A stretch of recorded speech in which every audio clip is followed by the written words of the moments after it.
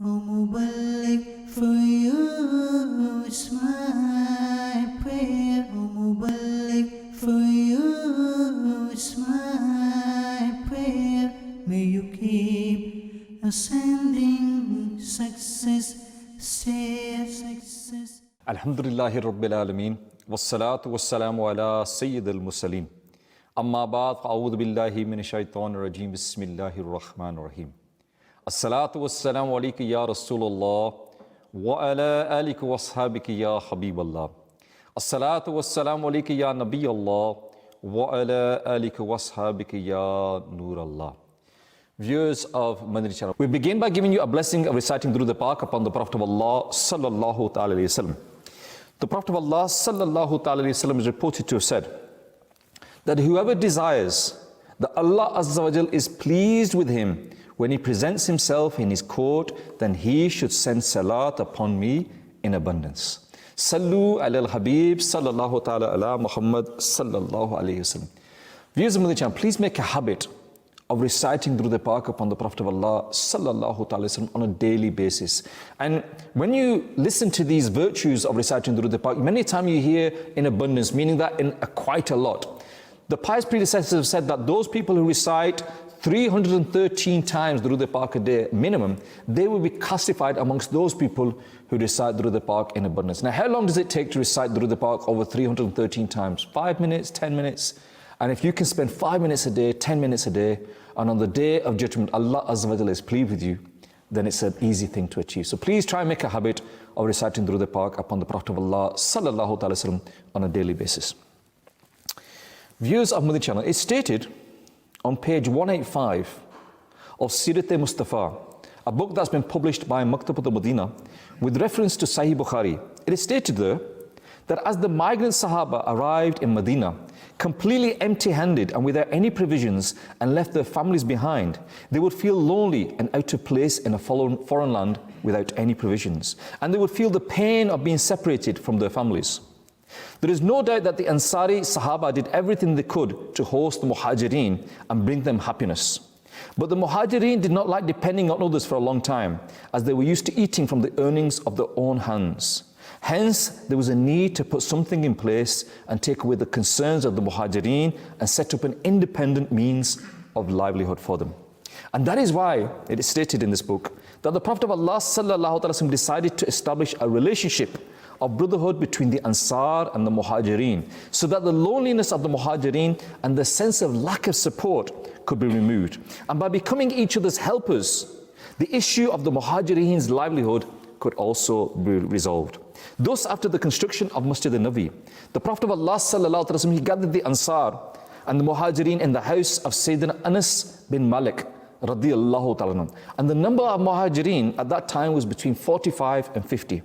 And the Prophet of Allah sallallahu alaihi wasallam, he addressed the Ansar and he said, "These Muhajirin, they are your brothers." He then called the Muhajirin and Ansar forward two at a time. Listen to this, viewers of the channel. He called them forward two at a time, and he said to them, "He and you are now brothers." And as soon as the Prophet of Allah sallallahu alaihi wasallam said these words, the relationship of brotherhood was established in the true sense between these two people. And this continued with all of the Ansar and the Muhajirin. And thus the Ansar, they took the Muhajirin to their homes and placed each thing before them and said to them that you are my brother now. Half of these provisions are yours and half are ours. Allahu Akbar, Allahu Akbar. Isn't it amazing the love? But just the words of the Prophet of Allah sallallahu alaihi wasallam, that he said that this is your brother, and then they treated them as brothers in the true sense. In the true sense that they took them home, they divided the goods, divided the provisions, and said, look, whatever is here, half is mine and half is yours. Just think what that would take. But that was the love that all of them had for the Prophet of Allah sallallahu alaihi wasallam, and that love was instilled in them for each other as well by the Prophet of Allah sallallahu alaihi wasallam. And it's stated that after witnessing the sincerity of Sayyidina Sa'ad bin Rabi Ansari radiyallahu ta'ala, Sayyidina Abdul Rahman bin Auf radiyallahu ta'ala gratefully said, "May Allah Azza wa Jalla place blessings in all this wealth and provisions of yours." So when he's brought to his home and he said, "Everything is yours, this is all mine, half is mine, half is yours," he said to him that just show me the way to the marketplace. Show me the way to the marketplace. And thus he showed him the way to the marketplace. And then Sayyidina Abdul Rahman bin Auf radiallahu anhu stated that he purchased some ghee and cheese and he continued to sell it until the evening. In this manner, he continued to frequent the marketplace daily, and in a short space of time, he became quite wealthy and he gathered enough wealth that he got married and began to renew his own house. And when he himself presented himself in the court of the Prophet of Allah sallallahu alaihi wasallam, the beloved Prophet of Allah sallallahu alaihi wasallam asked him, "How much dowry did you give to your wife?" And he replied, "Gold equivalent to 5 dirhams." And the Prophet of Allah sallallahu alaihi wasallam said, "May Allah azza wa jalla bless you. Organize a walima, even if it is just 1 goat." And gradually it stated that so much blessings and success were placed in the business of Sayyidina Abdul Rahman bin Auf radiallahu anhu, that he himself said, "Even if I touch dust, it becomes gold." And it is narrated that his business goods would be loaded onto 700 camels, and when his merchandise would arrive in Medina, the entire city would become overjoyed. Allahu Akbar. And just like Sayyidina Abdul Rahman bin Auf radiallahu ta'ala, other muhajirin also set up businesses. Amir al-Mu'mineen, Sayyidina Hazrat Abu Bakr Siddiq radiallahu ta'ala would trade in clothes. Sayyidina Usman Ghani radiallahu ta'ala began to sell dates. And Sayyidina Umar Farooq Azam radiallahu ta'ala also became busy in trading. And the muhajirin, all of them, generally a lot of them became busy in trading, be it small businesses and large businesses. Viewers of Madani Channel, from these small incidents that I just mentioned, you can learn from this that the teachings of the Prophet of Allah sallallahu alaihi wasallam were based upon brotherhood. They were so great, and how those noble Sahaba that they left their homes and families without any provisions and they arrived in Medina upon the command of the Prophet of Allah sallallahu alaihi wasallam. And thus the mercy of the Prophet of Allah sallallahu alaihi wasallam could not allow those people, that these people, what had happened is they'd left Makkah Sharif, they left there at the command of the Prophet of Allah sallallahu alaihi wasallam, they left everything. They had nothing with them, only basically the clothes that were on the back and maybe some small provisions. The sacrifices that they made. And so the Prophet of Allah sallallahu alaihi wasallam established this brotherhood. He established this relationship of brotherhood so that these people, they could get on their own feet.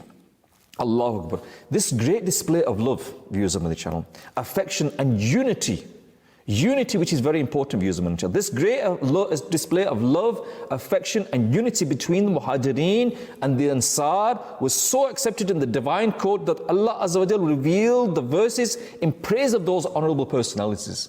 Yes, viewers of Madani Channel, that verses were revealed in praise of those people that helped each other. Allah Azza wa Jalla says in Surah Al-Anfal, verse number 74, and I give you the translation from Kanzul Iman, "And those who believed and migrated and fought in the path of Allah, and those who give shelter and provided help, it is they who are the true believers. For them is pardon and honorable sustenance." Allahu Akbar, Allahu Akbar. In Tafsir Siratul Janan, with regards to this particular verse that I just mentioned, it is stated in this verse the iman of both them was attested, and there is a mention of them being both worthy of the divine mercy.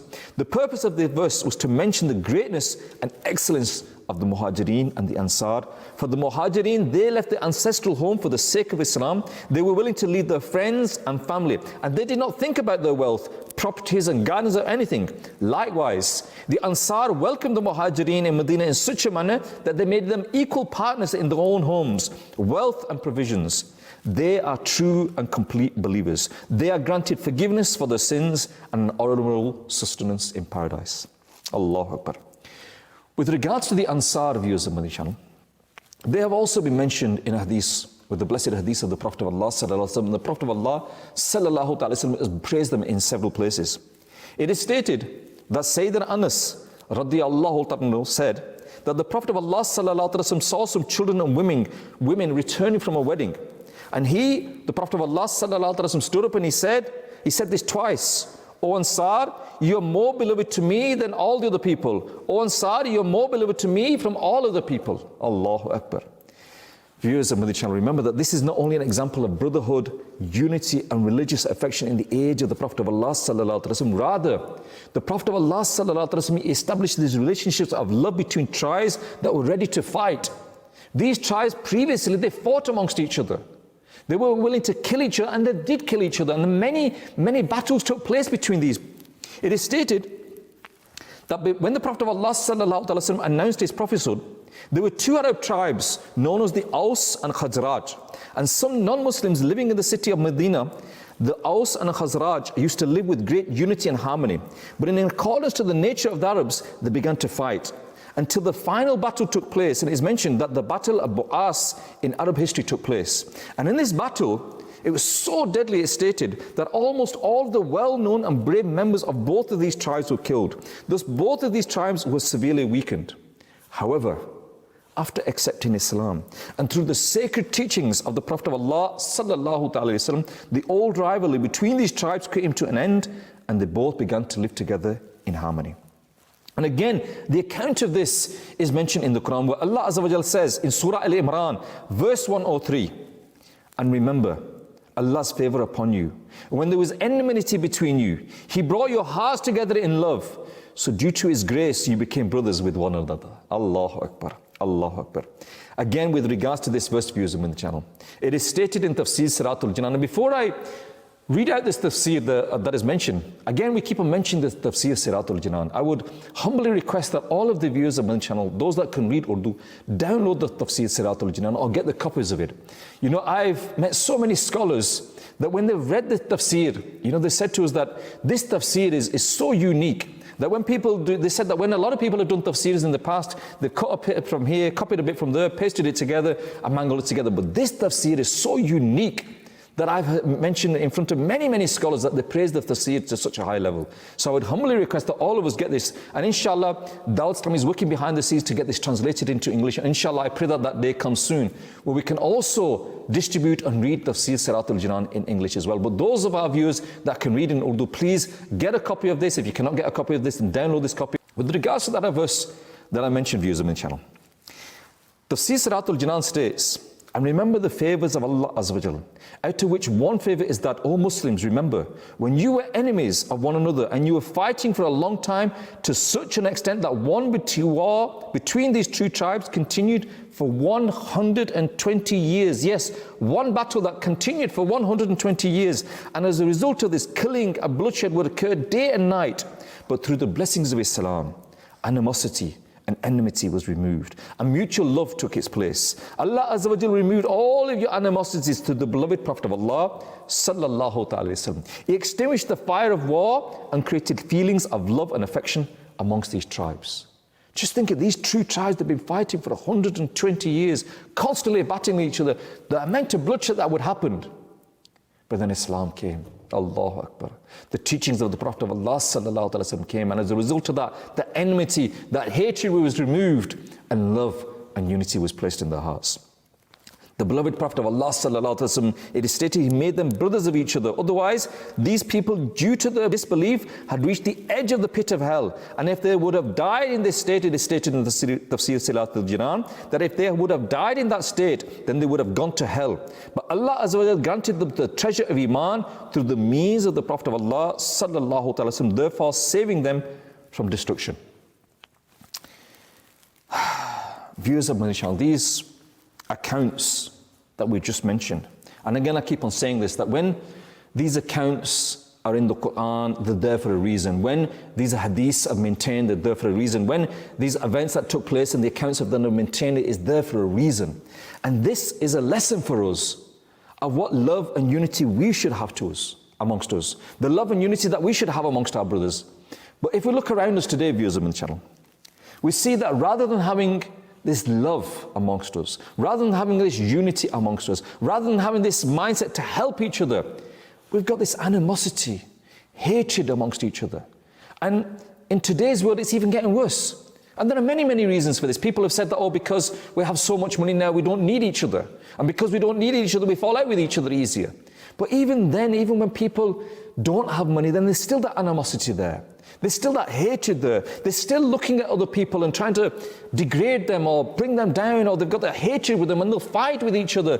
Brothers will take brothers to court. Brothers and sisters will take each other to court. Mother and son, father and son, they will take each other to court over small issues, small pieces of wealth, small issues, and they'll be fighting all their lives. This animosity is there. And so this brotherhood, this love is disappeared. And that's something that we need to reflect on. That the teachings of the Prophet of Allah sallallahu alaihi wasallam didn't teach us to have this animosity amongst us, didn't teach us to have this hatred amongst us. No, it didn't. And we see from these events that this wasn't the case. And even today, where people, if they are friendly with each other, Unfortunately, even if they are friendly with each other and they do respect each other and they do seem to be close to each other, then in a lot of cases they have ulterior motives. Or they've been friendly with that person so he can sign this lease for me. I'm friendly with that person so that he can be helpful with me when I need this thing. I'm friendly with this person because he's rich and I can get this. So there's no real genuine love there. There's a reason for that. There's a reason for being his friend because, oh, he's a professional person, he's a powerful person, he's a wealthy person, he's a person of influence. That's why I want to be his friend. Rather than having that love, that brotherly love amongst us. And if you look around us, viewers of Madani Channel, and you see the situation that we're in now, why are the Muslims facing destruction all around the world? Because we're not united. We're not united. And we have this animosity inside us. You know, I remember, viewers of Madani Channel, that I was blessed many years ago. It's too long now, to be honest. Do dua that time comes again. But many years ago, I was blessed with the ability to go and perform the Hajj. And I remember standing in the plains of Arafat, and I was at the top, and it was the time of Maghrib when people were getting ready to leave. And we stood there and we could see, as far as the eye can see, you can see these Muslims. Yeah. As far as the eye can see, all you can see is all these Muslims that have come on the Hajj. And every year we hear these figures, 2 million, 2.5 million, 3 million, yeah? After this program, get out your calculators, yeah?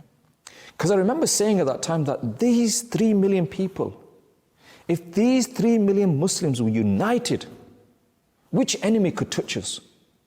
Which enemy could do any damage to us if these 3 million Muslims here that are united? But then, viewers of Madani Channel, we're not 3 million Muslims in the world.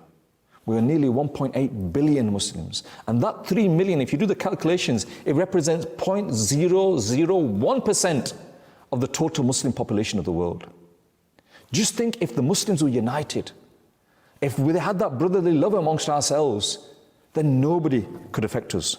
And if we were to think with a clear mind about these tribes, that the quarrels that they would have, and after years that once they accepted Islam, they put it all to one side. The majority, in fact, probably all of the viewers that are watching this, we are born Muslims. We're living our lives as Muslims. But have we forgot the teachings of those people that when they were Muslims, when they accepted Islam, then automatically they put their quarrels aside. And nowadays, even when you sit down with people and you try and diffuse the situation and say to people that, look, you know, forgive each other, they'll forgive each other. Or it'll seem like they'll forgive each other. But in their hearts, they'll still keep that malice there. They'll still keep that hatred there. They'll still keep that distrust there. But think about it. When we are talking about the tribes, that tribes where they were killing each other. Nowadays, we're not killing each other. They were killing each other. But when the Prophet of Allah ﷺ that this is your brother, they forgot all of that. They forgot all of that. And they were willing to share everything that they had. But nowadays, if someone sits us down, makes us, come reconcile us together, which is again a good thing, we should do this as Muslims. If two brothers are quarreling, then we should reconcile them. And if we do reconcile them, then we should have a clean heart.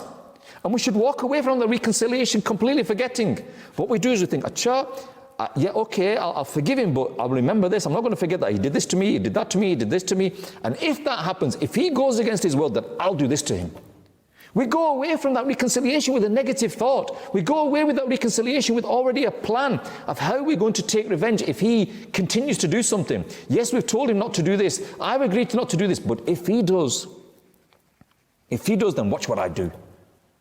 And we might not say this, but in our heart we think this. So this needs to be removed, viewers of Madani Channel. We need to develop that love, that brotherhood inside us. And that is why we're seeing destruction. Not as a whole ummah, but as families within our own households. Two brothers don't talk to each other for years. Brothers and sisters don't talk to each other for years. Mother and son, father and the daughters, they don't talk to each other for years. And then what happens, you see many cases that two brothers have fallen out. They're not spoken to each other for 10 years, 15 years, and then one of them passes away, and the other one's sitting there crying. What's the point of crying? You've separated yourself from that brother for the last 15 years. Even if you are in the wrong, go to your brother. Build that bond of unity with them. Build that love with them. Unite with them. But it's our ego that's the problem. We think to ourselves, why? He was in the wrong. Why? He's younger than me. Why does he not know who I am? I have this status now. He should come and ask me for forgiveness. What difference does it make? If you go and seek forgiveness from your relative, he's younger than you, he's weaker than you, he's poorer than you, so what? Go and seek forgiveness. Even if you are not wrong, then at least reconcile as brothers. And if you go there, I mean, it's something I keep on mentioning on Madani Channel. I was born in this country. You know, English is my language. And I hear this saying, and I'm hoping that Shoaib Bhai can maybe Shoaib Bhai can help me after this program. But I hear this saying that when people go to other people of a lower status than them, they use this status in Urdu, nak kat jayegi. Yeah, they say nak kat jayegi. That means that your nose gets cut off. Now, I've seen many people, alhamdulillah, that have gone and seek forgiveness from them, but I've never seen the nose fall off. Yeah? So please explain this to me. It doesn't happen. It doesn't happen. Your nose doesn't drop off if you go and seek forgiveness from someone. What happens is your status is elevated, viewers of Madani Channel. People respect you more, people honor you more, and Allah Azza wa Jal, more importantly than anything else, Allah Azza wa Jal will be pleased with you. And that's what we need to realize with this, that we need to reconcile with each other. And there are many virtues of remaining united with each other and loving one another for the sake of Allah Azza wa Jal, for the sake of the love of the Prophet of Allah Sallallahu Alaihi Wasallam. And the Prophet of Allah Sallallahu Alaihi Wasallam has mentioned many hadiths with regards to this. In one particular hadith, he states that Allah Azza wa Jal states, I love those who meet each other for my sake. I love those who love one another for my sake. I love those who spend on each other for my sake. And I love those who help each other for my sake. In another hadith, the Prophet of Allah Sallallahu Alaihi Wasallam said, the most beloved action, listen to this, viewers of Madani Channel, the most beloved action to Allah Azza wa Jal after the faraid, after the farz that is upon you, the most beloved action is to bring joy to a Muslim's heart. Allahu Akbar. In another hadith, the Prophet of Allah Sallallahu Alaihi Wasallam said that all of the Muslims are like a building, one part of which gives strength to the other. As if we are united, we give strength to each other. In another hadith, the Prophet of Allah Sallallahu Alaihi Wasallam said, the example of the friendship, mercy and compassion between the Muslims is like that of a body. When one part of the body ails, the entire body shares its fever and restlessness. That we are one body, the ummah is one body. And when you have a pain, then the whole body feels the pain. You know, to give you an example, you know, when you have a toothache, what do you do with that tooth? You've got other teeth. So if you didn't have that tooth, you could still continue. But that toothache, it causes you a headache. Your whole body now can't work. Many people don't go to work, they take a day off because they got a toothache. Because it affects the whole body. You don't work with that tooth. When you go to work, you're working your hands or your feet or whatever. But that toothache affects the whole body. But when the ummah is in pain, do we feel any pain? You know, someone said to me once that what's happened is the ummah have been given a big anesthetic. You know that when you go to the dentist and before they start touching your teeth and drilling your teeth or pulling it out, they give you an anesthetic so you can't feel anything. And unfortunately, the ummah has become like that we're not feeling the pain of the Muslims around the world. We're not feeling the pain that the other people are feeling. It's like there's a saying in English, I'm all right, Jack. As long as I'm okay, I don't care about this person. I don't care about that person. I don't care what suffering they're having, what pain they're having.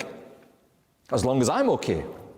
As long as my house is okay. As long as I have a nice car. As long as everything's okay with me. And we forget about everybody else's pain.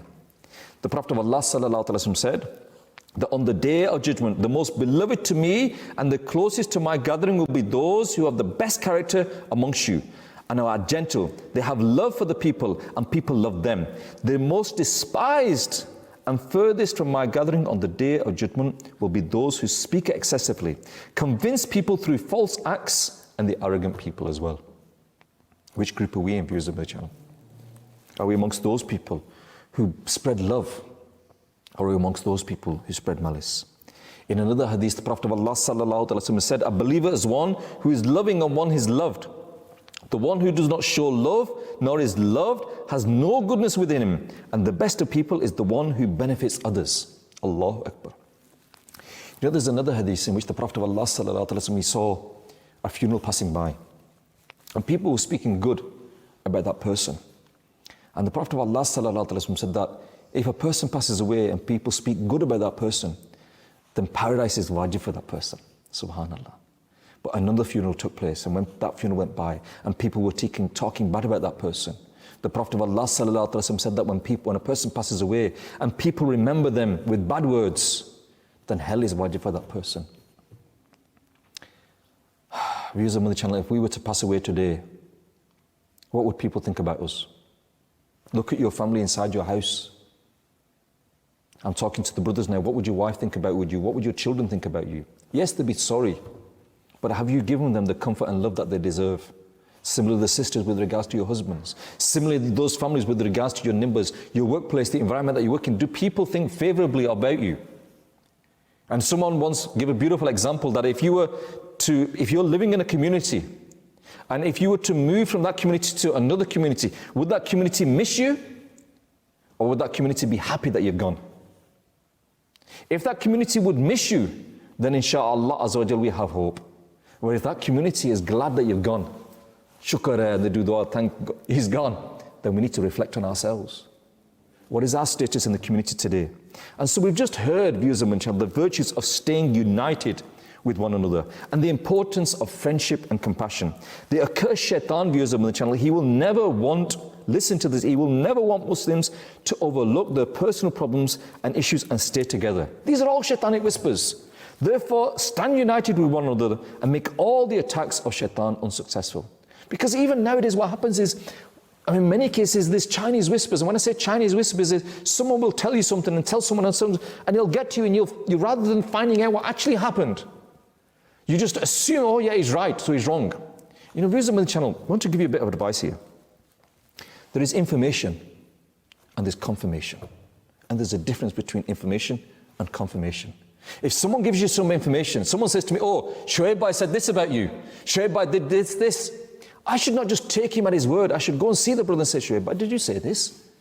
Why did you say this? I've not done that. Or get it confirmed, because maybe that third person there that has told you this is trying to cause malice between you. Yes, viewers of Madani Channel, even that happens. People nowadays try to create malice between brothers, try to make brothers fall out with each other. People are not happy when you are united with people, and people will try and do this. So remember, information is one thing, but confirmation is another thing. There is a saying in Arabic that unity is the greatest power.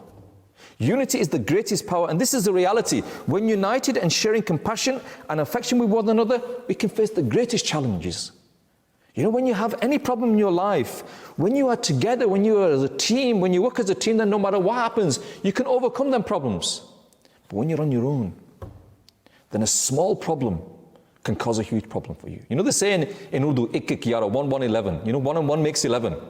And the reason why they say is that 1 on its own has a certain amount of strength. Another 1 on its own has a certain amount of strength. But that 1 and 1 comes together, he makes 11. And now they have the strength of 11. So we need to stay united. And there's a saying, viewers of Madani, that if you get a droplet of the ocean, if you get a drop of water and you put it on your hand, even though you took it out of the ocean, and I was to say to you, what is this? You say it's a droplet of water. And you'd be right. But if I was to put that droplet of water back in the ocean, now what you would say is, you say it's the ocean. So now by being united with the ocean, it becomes something different. It can become something stronger. That droplet of water, a little bit of wind would blow it away. The heat would dry it out. But now when it's part of the ocean, now it's a force to be reckoned with. And because we, as Muslims, are all these droplets, instead of being part of an ocean, then again we're losing our strength. Any intelligent person would say regarding many high and mighty mountains which have peaks that met the skies that look at high and low mountain as the mountain is, high the mighty the mountain is. However, when one dust particle is taken from this mountain and is placed in the palm of the hand, so if you have a high mountain and you take a dust particle from it, then it's just a dust particle, but it can become part of this mountain. In the same way, viewers of Madani Channel, that we heard the hadith of the Prophet of Allah sallallahu alaihi wasallam, that we are one building. That if we are a brick, what is a brick?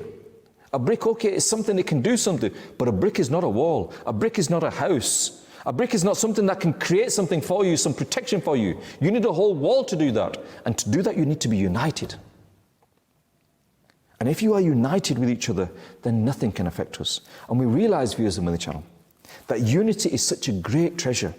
When one is angry towards another Muslim, or someone hurts your feelings or delays giving or receiving a debt, rather than getting angry about it, calm down, forgive each other, learn to forgive each other, learn to love each other. The Prophet of Allah sallallahu alaihi wasallam said that it's not halal on any person that he leaves his brother for more than 3 nights, such that when they meet, they turn their faces away from one another. The one who is better from them is the one who says the salam first. So early on we said, oh, the person who goes to that person first, his nose gets cut. Well, here the Prophet of Allah sallallahu alaihi wasallam is saying that the person who goes first and says salam first, he is the best person. So are you going to believe them people that say, oh, your nose gets cut, or are you going to believe the Prophet of Allah sallallahu alaihi wasallam when he says to you that you are the best person if you go and give salam first?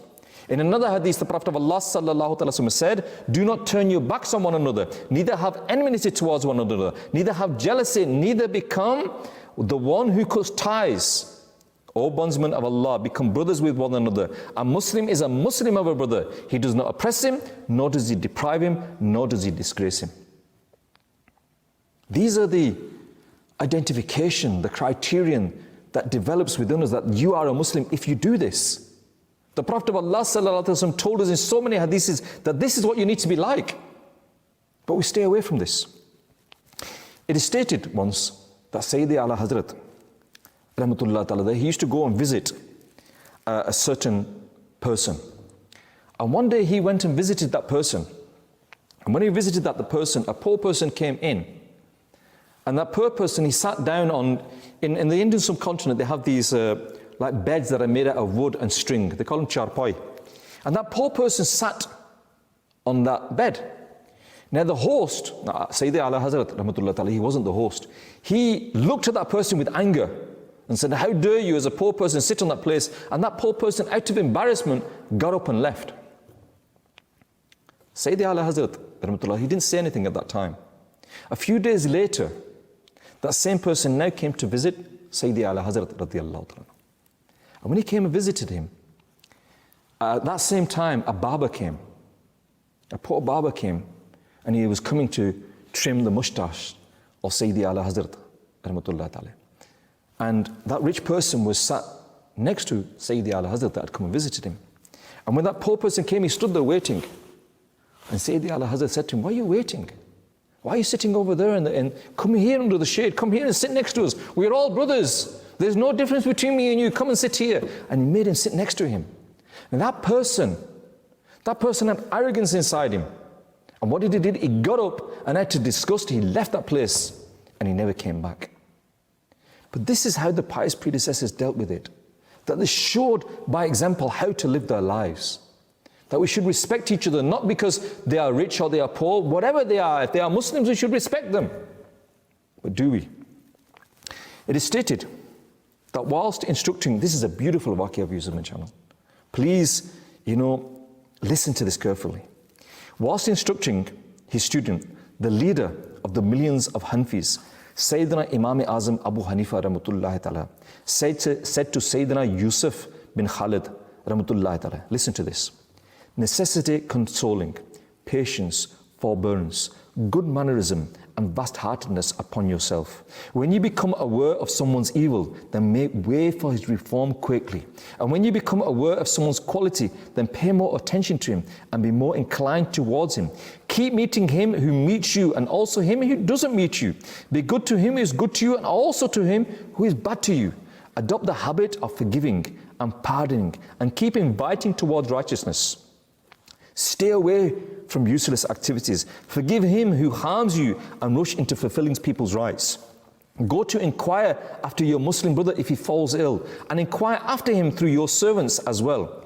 He who is unable to come to your gathering, inquire after his state, in case he is in some sort of trouble. If someone stops coming to you, even then do not stop going to them. Rather, keep meeting him. He who meets you with a cold shoulder, treat him with kindness. He who comes to you, respect him. Forgive him who treats you badly. Talk good to the one who talks ill of you. And when any one of them passes away, then fulfill the rights duly. If someone receives any good news, congratulate him. Console them if any calamity befalls them. Sympathize them with if any of them get afflicted with a hardship. If anyone brings the need to you, fulfill his need. If someone presents his plea to you, then listen to his plea. If someone calls you for help, then help him as per your capability. Treat people with extreme compassion. Spread salam even if it means giving salam to a debased person.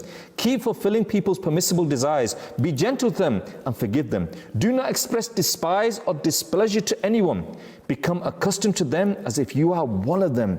Treat common people in a manner that you like for yourself, and like for the people what you like for yourself. To control your nafs, save it from flaws, and keep supervising its state. Do not spread mischief and discord. Do not be fed up with those who get angry with you. And he who listens to you with full concentration, you should also to listen to him attentively. You know, viewers of Madani Channel, if I was to just take that one piece of advice that was given, I think we could do a whole series of programs on Madani Channel. And maybe inshallah one day we will do that. But there was such great Madani pearls that basically, you know, lower yourself.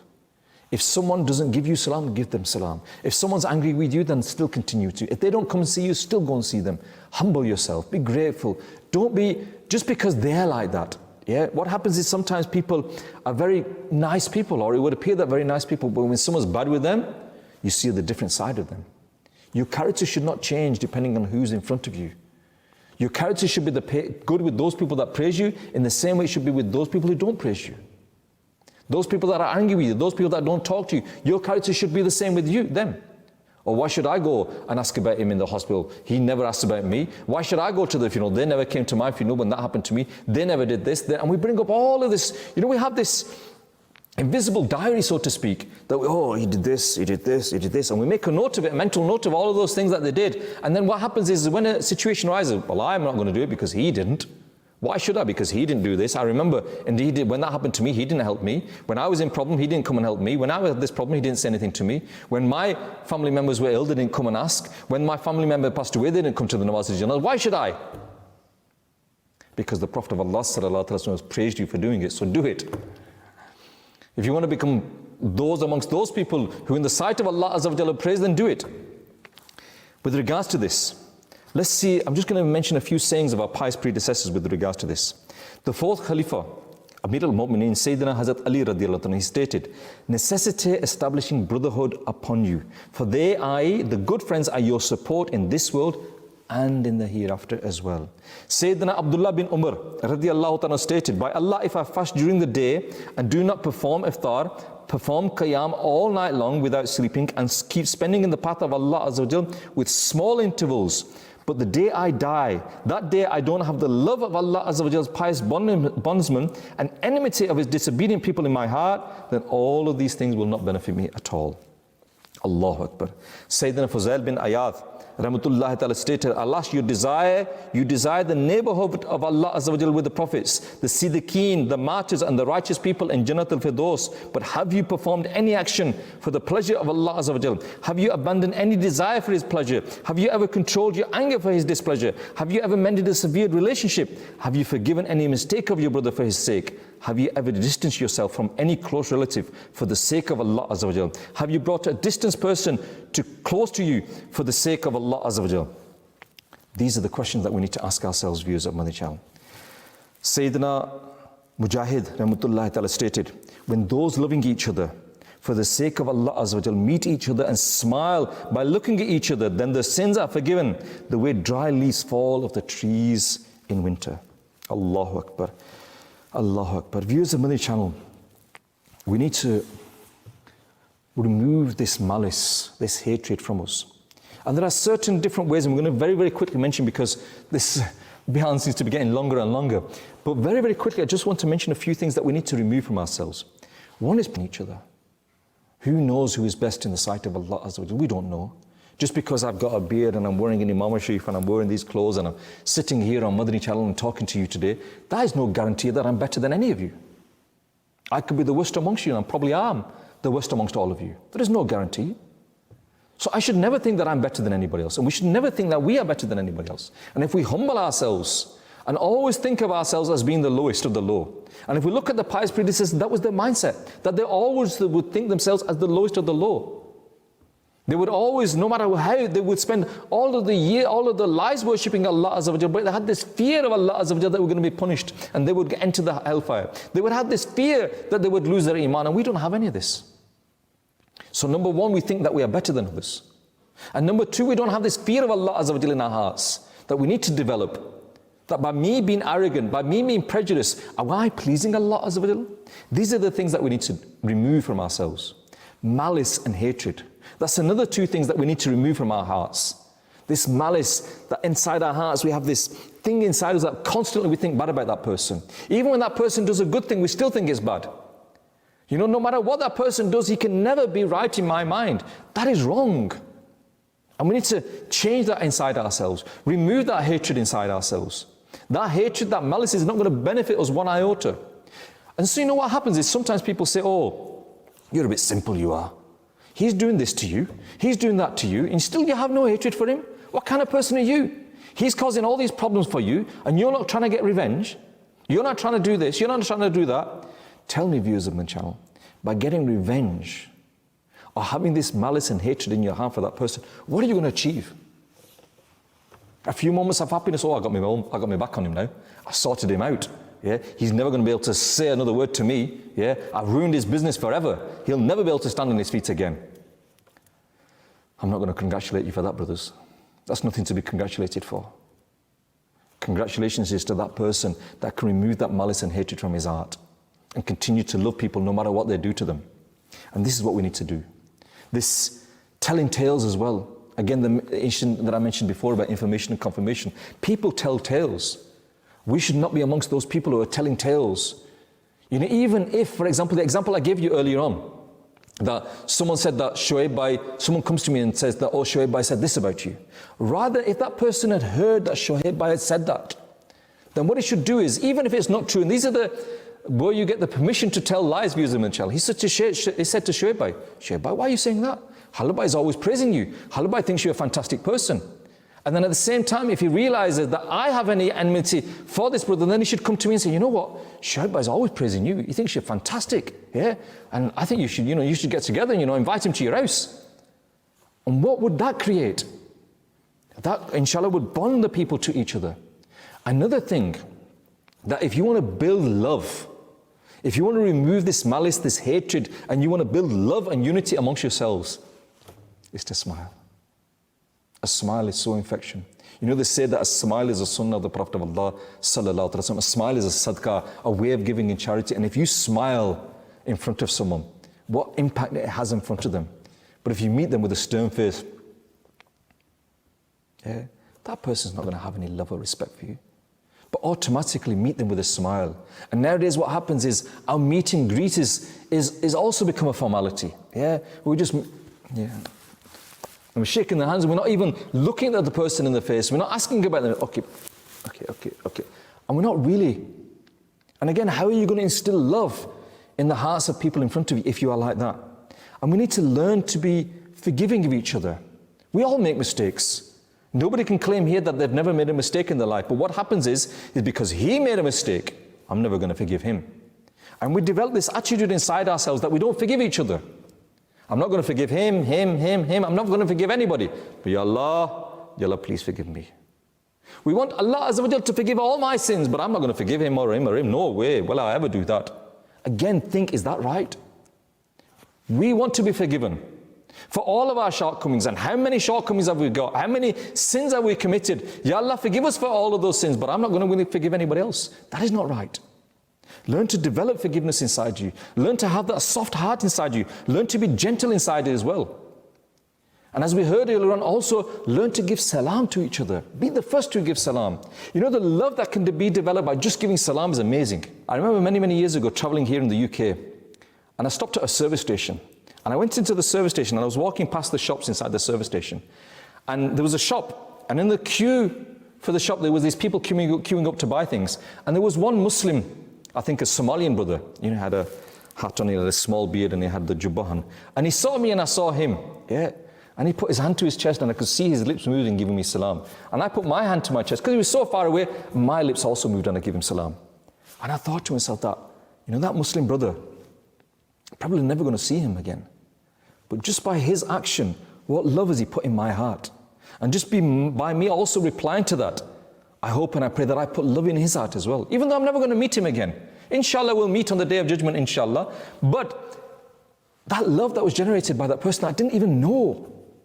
I had love for that person because he gave me salam. So if we make a habit of doing this, then inshallah, Azza wa Jal, we can develop that love inside us. Viewers of my channel, in today's speech we've learned about unity, we've learned about love, we've learned about the blessings of it as well. But we also need to be, unity gives us strength. We heard that the greatest strength is unity. But I'm going to give you an invitation now to something that can help you and give you strength. If you look at the example, like I mentioned early on, of a wall, yeah? We're all bricks. Imagine, use the analogy that every one of us is a brick. You stand all them bricks up and don't put any cement there. How strong is that wall? It's not strong. You can literally push it over. No matter how many bricks are there, literally your hand can push over a wall when there's no cement. When you join them bricks together with that cement, it gives that wall strength. And we as individuals, even though we are close to an Islamic environment, until we come properly and join ourselves within the environment, we're not strong. So I request all of you viewers of Madani Channel, join the environment of Dawah Islami. This environment of Dawah Islami is that cement. We are the individuals, but this cement will join us together. This cement will make us stronger. And Amir Sunnah, he said once, many years ago, that join Dawah Islami in such a way, imagine Dawah Islami is a train. Yeah? Join Dawah Islami in such a way that you're sitting in the middle of the train, not at the edges, because if you're sitting at the edge, you could fall off. Sit in the middle. That even if you get a shaitanic whisper saying to you, look, I want to get off this train, you can't get off this train. You're stuck in that train, you stay part of that train. Join the environment of Dawah Islami.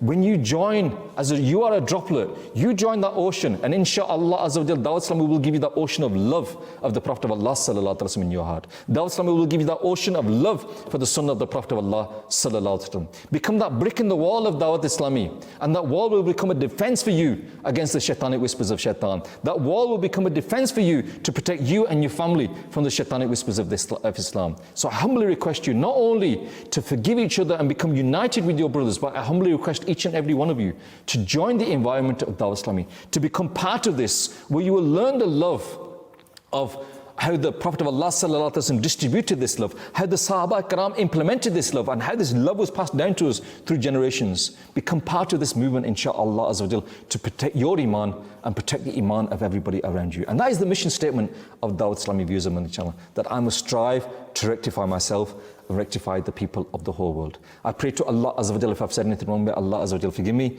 And I pray to Allah Azza wa Jal, first and foremost, Allah Azza wa Jal give me the tawfiq and the ability to act upon what I said, and you also to act upon what I said, and to pass this message on to others as well. Ameen bijahin nabil ameen. Sallu ala al-habib sallallahu ta'ala ala Muhammad sallallahu alayhi wa sallam. O Mubarak, for you is my prayer. O Mubarak, for you is my prayer. May you keep us in